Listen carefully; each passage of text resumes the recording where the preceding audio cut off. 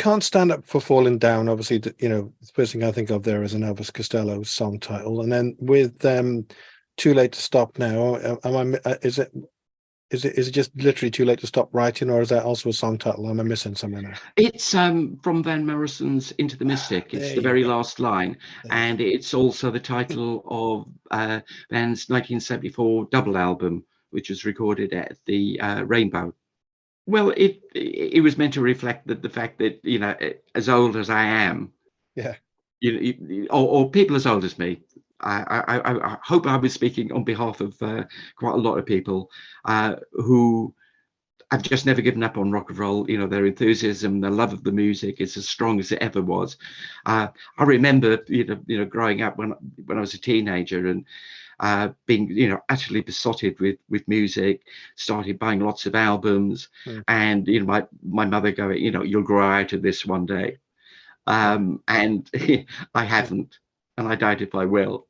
So it's too late to stop now. It's too late to stop listening. Too late to stop being interested in music, listening to new music. It's the beat goes on. I go out a lot. I mean, I still love live music, and if it's a great hot rock band, band in a small club, that's the best environment still. And I know you've got quite an eclectic taste, but I think you're quite big into the kind of the country stuff, aren't you, to a large extent? Oh yes, very much so. And from an early age, really, Graham Parsons was just such a central figure in my kind of in my music education.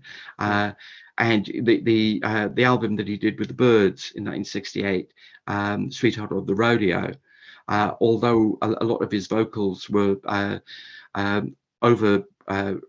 recorded over because of a previous management deal that he had. Roger McGuinn replaced Graham's vocals with his own, and then we heard the Graham versions when there was an anniversary reissue of Sweetheart of the Rodeo, but there was enough on there to spark a particular interest in Johnny Cash, Merle Haggard, Willie Nelson. And when in 1969 the Flying Burrito Brothers released Gilded Palace of Sin, and that was the group that Graham had formed with Chris Hillman from the Byrds. I mean, that album was important to me as, say, the Velvet Underground and Nico. It just turned my musical world around. My dad bought it for my 17th birthday, and he'd also got me tickets for the Pink Floyd, who were playing in Bristol at the Colston Hall. And the record arrived on the same day as the concert, so I spent the afternoon listening to the Gilded Palace of Sin. And there was one track in particular, Graham's version of Dark End of the Street, which I just couldn't stop playing. I was actually besotted with it. And anyway, that evening I got the train over to Bristol to see the Pink Floyd, and it was terrible. I mean, I'd seen the Floyd with Syd Barrett supporting Jimi Hendrix in 1967, and they were brilliant. I saw the Pink Floyd when they were doing the Ummagumma set just after Dave Gilmour replaced Syd, at a very small club in Bridgend, the Key Club, where a lot of Harvest bands played there. I saw loads of groups, and they were magnificent. But here they were doing something called Allan's Psychedelic Breakfast, which involved them coming on stage, just pottering around on some instruments, and frying up some bacon and eggs over a little Calagas heater. And they had what was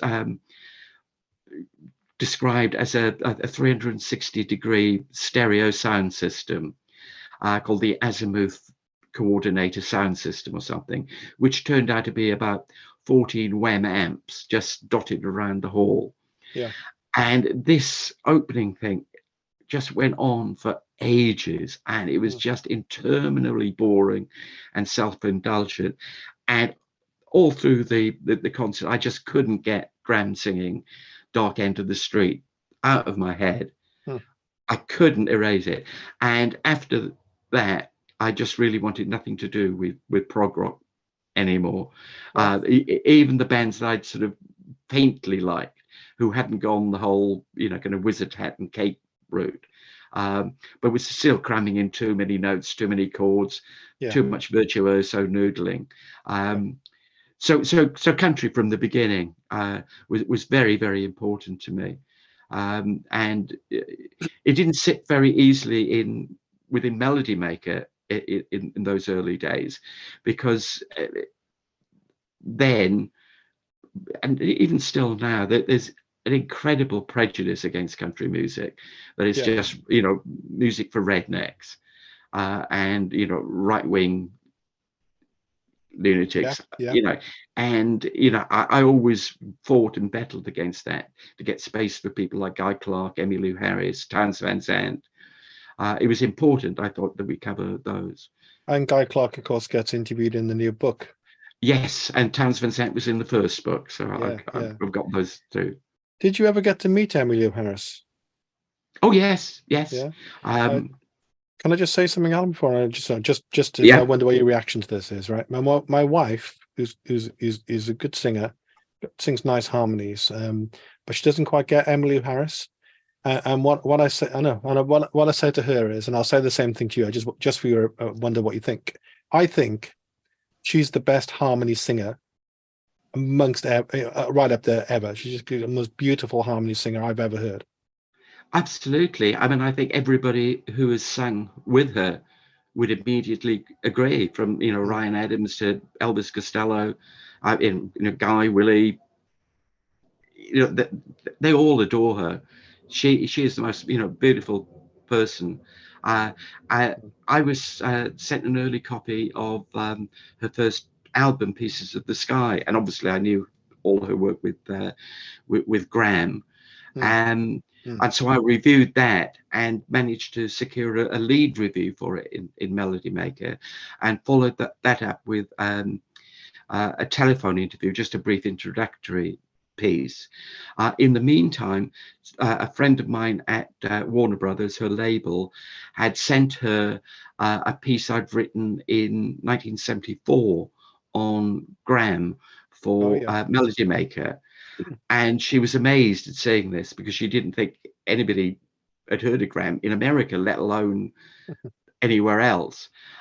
So we immediately became friends, and then when she came over, I interviewed her, went on the road several times with her and the hot band to write pieces. Even ended up introducing them one night at the Hippodrome in Bristol. Nice. That's fantastic. It's lovely. But she's an incredible singer, and although she hasn't written too many songs, the original songs that she wrote for her album Wrecking Ball are brilliant. And she actually wrote one of my favorite ever songs. It's the eulogy to Graham Parsons. It's the last track on her first album, called Boulder to Birmingham. Okay. And I remember asking her about that song the first time I actually interviewed her, and she said it was inspired by memories of Graham on the veranda of his house in Laurel Canyon or Topanga Canyon. And he'd call her up and say, I've just got some new songs that I'd like to run through you, some covers. And she said they had loads of unfinished original songs. And she said it used to be beautiful just sitting out on the veranda. He'd pick up a guitar and he'd start singing them.